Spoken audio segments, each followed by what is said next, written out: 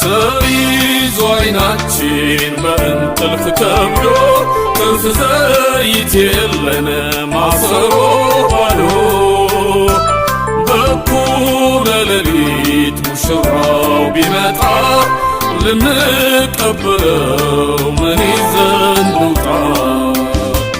አንቃር ቀስቅሰን እንቅልፍ ይበቃል፣ ምቾቱ በስቶን አልጋው ይሞቃል።